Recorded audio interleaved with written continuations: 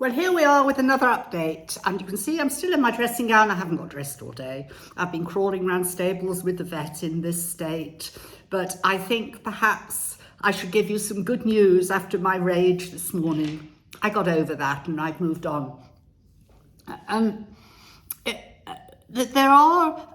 Because we took the mule from Kenitra, there are some donkeys and horses up there who need help, but I think Spanner is going to be able to assist, and I hope we don't have to have more transport from Kenitra at the moment. We really can't cover the whole of Morocco all the time.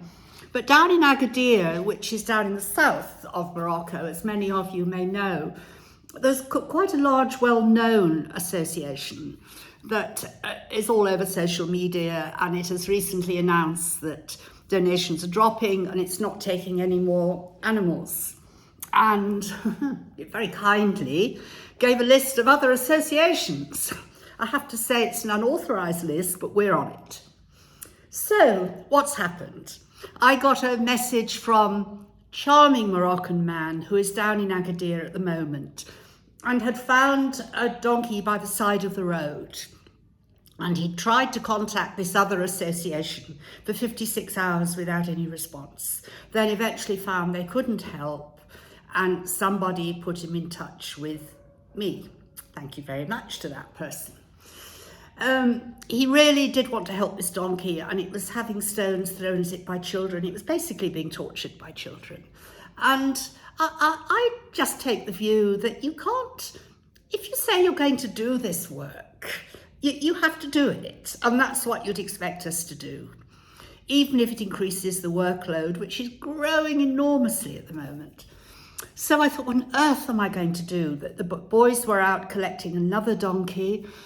It's staff day off tomorrow. So I contacted Michelle at Sarah Animal Refuge in Agadir, who is an amazing person and has done so much for stray dogs in the area.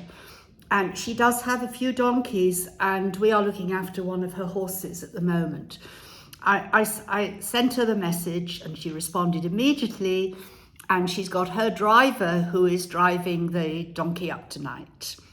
And that's just amazing, and that's how we should be working together. We think the donkey is probably coming to the best place because we have the facilities here. But of course, what it's saying to us, and particularly after our discussions with the local authority, we are going to grow like Topsy, but we hope very much that we can get some corporate funding in the future. But the men's workload is almost doubled, and we are having to build more shelters. And you know, I don't come on here and beg for money. I'm so grateful for those of you that do donate. And I think perhaps I reach the stage where I say, I really don't want any more of people who already donate. But if you could persuade one of your neighbours to look at our page and see we're still working, we're still taking animals, you know, a Starbucks a month would not go amiss. But no pressure there. We will carry on.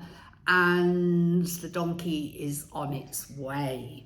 So sometime during the night it'll arrive, and I'll update you in the morning.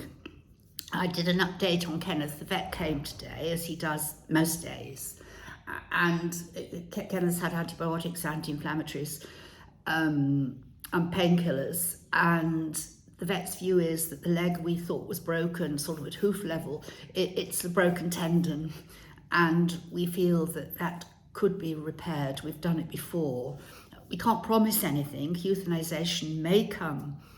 But somebody did say, and I do understand, and I really understand what they're saying, you know, wouldn't it be kinder to euthanize now? And yes, I think possibly in the UK that would happen. But you see here, these animals, he's a big mule. He'll have been in pain all his working life because that's how they're treated. And at the moment, he looks extremely content and happy because he's probably never had so much good food in his life. And he likes the company, and he is on painkillers, and he's getting, I don't mean cuddly affection, but he knows we care about him. And here, I'm very strongly of the view that when they've had such a hard life, even if they don't spend a long time here, the fact that they experience care before they go and meet their maker is terribly important. So I hope people don't think that we're being cruel by not euthanasing at this point. And you know, it may be okay. It was okay for Humphrey, and I thought that Humphrey should be euthanased because he'd had a broken leg at hoof level for a month and left lying by the road. But he's such a wonderful horse and so happy to be out with the donkeys. And you can tell if they're happy, you can tell if they're in pain. And if they're in pain, our experience is they will stop eating. So as long as they're eating well and they're enjoying the company of others, we just bash on.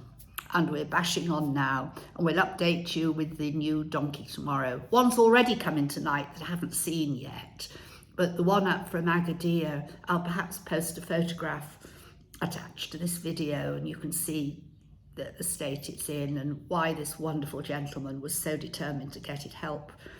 All working together, that's what matters. Night, everyone.